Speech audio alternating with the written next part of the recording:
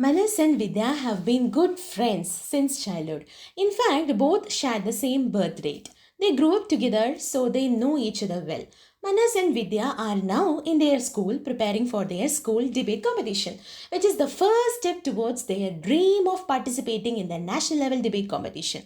So, both are really focused on that. Manas is kind of very ambitious and always comes up with great plans. But Vidya finds it a little bit different. She always asks Manas to improve the speaking skills, and whenever such topics emerge, both seem to argue a lot. Finally, they would stop communicating for days and once again they would make a comeback together. Still, this argument on everything puts them behind in preparation compared to their other classmates. This puts more pressure on Manas as being the most ambitious person. But whenever Manas talks about winning the debate competition, Vidya just shrugs and says, I don't think so, which again irritates Manas in the most extreme way. Once the argument turned very sore and each started to exchange some harsh words. Manas told Vidya that she is always fearing everything, always insecure, and always finding faults with everything that comes their way. Vidya became really upset and told Manas, you are very much avoiding the real insights. You are very much interested in winning the debate competition, but whenever I ask you about your public speaking course, did you ever try to answer me? Unless you get off the stage fear, how are we supposed to win here? Manas felt really irritated on hearing these words and said, why do you always think I won't get rid of stage fear? Vidya replied, because I have known you since childhood. Manas felt like running 1,000 miles away from her. Finally, when they both were arguing, one of their classmates interrupted and told them that there is going to be a small debate to assess their preparation and asked them to be there within 10 minutes. Manas and Vidya nodded and then decided to go there. Both are now holding a grudge towards each other. They entered the hall and sat in their assigned seats, and once the competition started, both are trying very hard to prove their own point of view rather than following a team. The teacher noticed their indifferent attitude towards each other and asked them to meet her in the staff room. Manas and Vidya arrived on time to meet their teacher. The teacher smiled at them, asked them to sit down on the chair, and offered them a packet of chocolates. Manas took one but did not eat it, while Vidya said, no thanks. The teacher just smiled and asked, why is your preparation this bad? There is no teamwork. What I saw in the hall before was two individuals trying to pull each other to their sides, but it completely failed. Can you see how miserable you were before? Or do you think to deny the fact?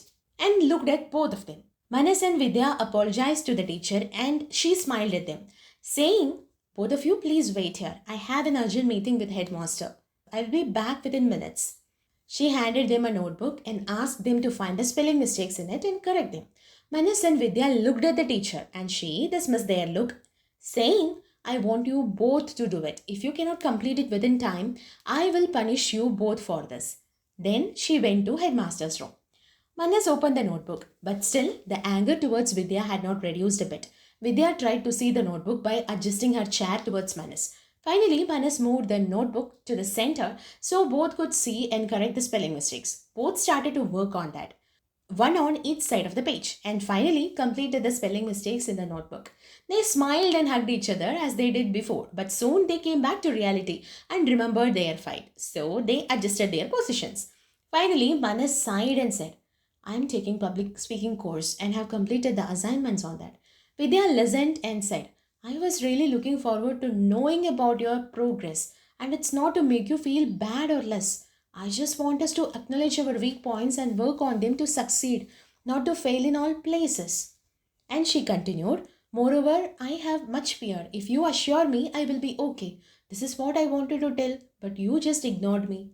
Manas listened to all words of Vidya and said, you have a point. I was really putting my efforts into planning for victory, but I was not really ready to acknowledge the weak points or anything that needs to be taken care of before reaching our victory. I'm sorry for ignoring you. We have to work together to reach our goal. Now, Vidya and Manas stood up from their seats, hugged each other, and said sorry to each other. Both felt really happy, as if they got their real selves back. At this moment, the teacher returned, smiled at them, and asked them to show the notebook. Manas moved the notebook to the teacher's side, and the teacher looked at it and nodded in appreciation. She asked them to take chocolates now, because they have completed the work within time and it is very perfect. Now both Manas and Vidya took one chocolate each and tried to give one to each other. Finally, the teacher clapped her hands and said, "This is what unity is all about. See, when you both were angry with each other, even you got a packet full of chocolates, you both did not bother to look at it with happiness." And by looking at Manas, she continued, "Even when you took a chocolate, you never bothered to eat it." Manas smiled and showed the chocolate on the table, and the teacher said, "That's it." And she continued, "When you guys openly speak with each other about your problems and with compassion, if you both are ready to treat each other, your friendship bond strengthens over time, and success will always be smiling at both of you."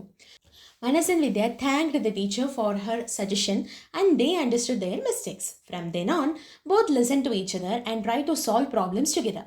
Their friendship bond increased, and as well as in the competition, they won and got selected for the national level. Now, Manas and Vidya are very happy together and their life started to bring more joy. So, friends, are you thinking what is the connection of the story and self love? Well, let me clarify it. See, what if Manas in the story is us and Vidya in the story is our mind and the teacher is life? Can you understand the point? Well, our mind is like Vidya, always trying to bring fears and insecurities that we had regarding things or situations or persons in our lives. But we are more like Manas, who is never really ready to listen to worries or ready to work on them. We keep on avoiding our mind. So our mind finally learns that we are full of fears and insecurities. After that, do you think it will cooperate with you on the journey of life? No, right? Because it loves to sing self pity or self doubt. And we, in turn, always, without knowing these inner battles, start to think we are not lucky or we really don't have the talent to succeed. But that's not real. The thing is, it is our responsibility to listen to our mind and its worries. After listening carefully, it is our responsibility to assure it with positive motivation. We need to tell our mind what is good and what is not.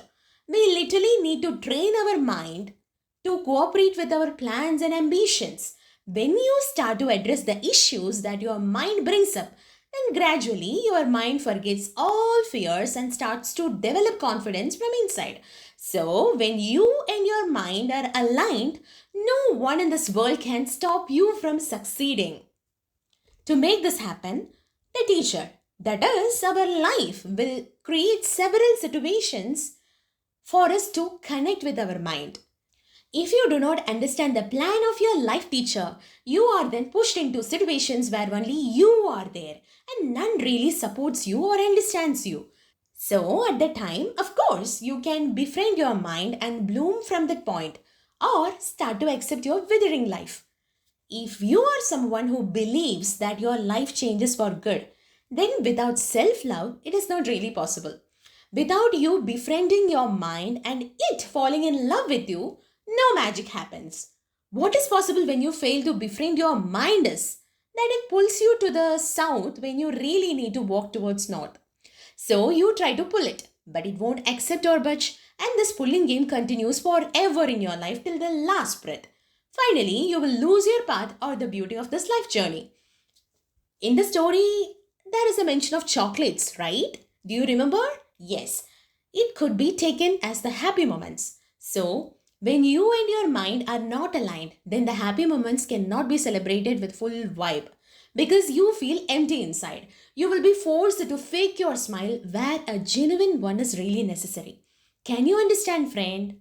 So, come on, friend, go on a date with yourself, talk with yourself, or start writing a journal. Somehow, your mind needs a space to tell you its worries. Listen to it, clear the limiting beliefs, and start to shine in your life. So, why wait?